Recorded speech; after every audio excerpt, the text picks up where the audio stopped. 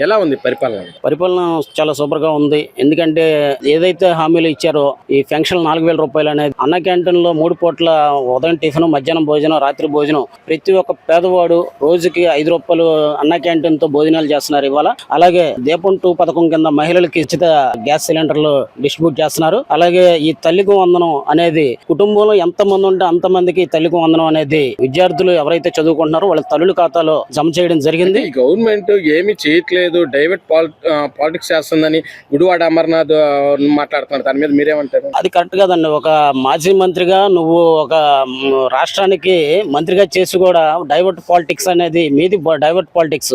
ఏది గంజాయి బ్యాచ్ ని, బ్లేడ్ బ్యాచ్ని మీరు పరామర్శించడం, అలాగే గంగమ్మ జాతరలో మీరు పొట్టేళ్లను వేటకొడవలతో నరికినట్టు రపరప నరుకుతామని మీరు ప్రభుత్వం లేకపోయినా 11 సీట్లతోటి మిమ్మల్ని అపోజిషన్ లో కూర్చోబెట్టినా సరే మీకు బుద్ధి జ్ఞానం లేకుండా డైవర్ట్ పాలిటిక్స్ మీరు చేస్తున్నారు. ఎందుకంటే ఒక గుడ్డి గవర్నమెంట్ నువ్వు అంటున్నావు. గుడ్డి గవర్నమెంట్ జగన్మోహన్ రెడ్డి గవర్నమెంట్. ఆ రోజులో నువ్వు ఒక మంత్రిగా ఉన్నావు.